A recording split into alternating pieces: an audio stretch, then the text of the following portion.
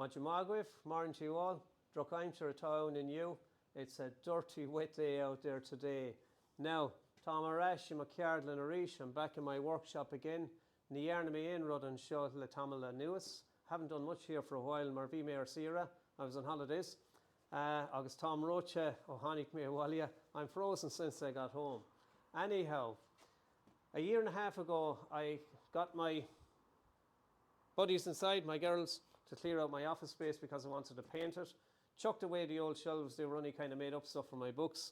And I said I'd make some new shelves, or bookcases. Did I do it? No. I'm a year and a half later. So there's an old saying that a blacksmith's ass and a cobbler's wife are the worst shod. And that relates to, of course, you get to your own work last and sometimes you don't do it right, or you do it at a later date and put it off and put it off. So anybody that's associated probably with a tradesman or craftsperson or something like that, the long-suffering partners are always the one in tow. Anyway, in this case it's for myself.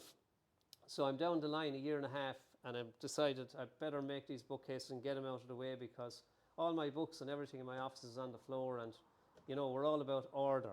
So, well, we're supposed to be about order. So I decided I just wanted them cheap and cheerful. I have a blue colour in the room and I said I'd just go with a light grey. It's called a telly grey. And the material, I didn't want anything fussy. I didn't want it overdone, you know, fine designs and all that. I just wanted simple and functional. So I decided to go for just a simple medite finish. This is the medite I would use for a little project like this. This is called a hygrofoil. I think it's called hygrofoil, not into titles or labels or anything like that. I just call it the green core medite. So that's the one I use, 18 mil. It takes a great finish. The hard thing about any surface, that any edging surface, is that the easier it is to finish the edge, the better. And this product takes the finish beautifully on the edge, pre-sanded of course, before you apply a primer. So that's the material I use. It's 18 mil. And I have a very simple setup here. It's just two sides, the top and the bottom, and a rebated back into it here, and that's all that holds it together structurally. I wanted to create a shelving system that would have adjustable shelves. I didn't want to go off buying tracking systems that are very expensive for the adjustable shelves, so I always go for the least difficult option. It's Occam's razor again. The most direct method is most often the best.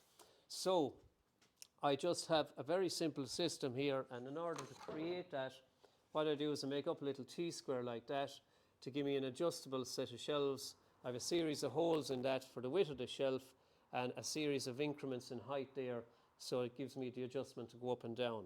So that's for a narrow shelf, and that's for a wider shelf there that holds it apart, front and back, and this is front and back also.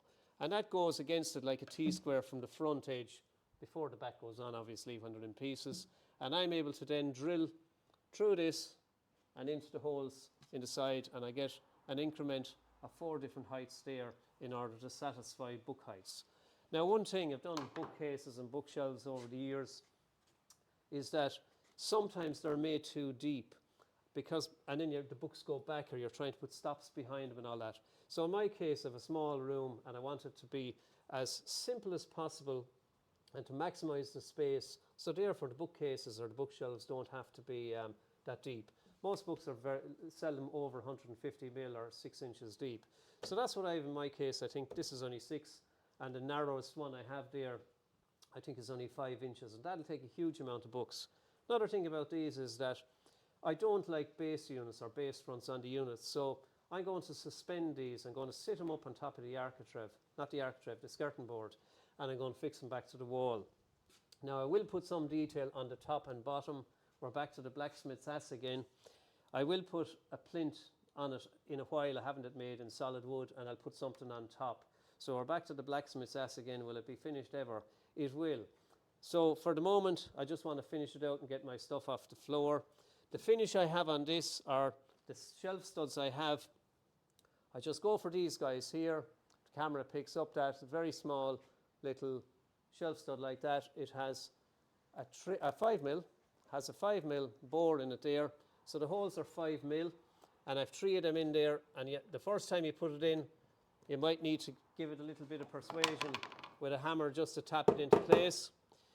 But that saves an awful lot of time and money from the point of using expensive systems for adjustable shelves. Now, I have my shelves here then. That's my shelf, it's finished all round. Now I use a spray system and I use a 2-pack, but that's an exercise for another day. I put a primer coat on them like you would do with anything in the paint world or in the polishing world, and I have 2 top coats on it there. That's called a Telegrey. It's a 10% sheen, and it's 2-pack, which means it's extra hard, it's very hard. So it's not scratch resistant really, but it is a very hard finish, and it gives a beautiful finish, especially on the edge and on the surfaces. So when I pop that in there now, I have more than adequate room to create an adjustable shelf system that'll cater for the book heights and sizes. So I get it to maximum effect. So I'm glad to have these done. I'm just at the last little bits and bobs to get them out there. And different jobs occur in the workshop here, and going from man-made boards this week and back onto antique work next week. So no matter, there's always something different and new happening every week. Anyway, Shinnaid and Law on you, that's all I'm going to do for today. Hope you have a good day. Let's hope that rain picks up a bit, or eases off a bit, I should say. Mahuas faking, good on you for looking. August fekin to Galua. We'll see you soon. Slán go fóill. Bye for now.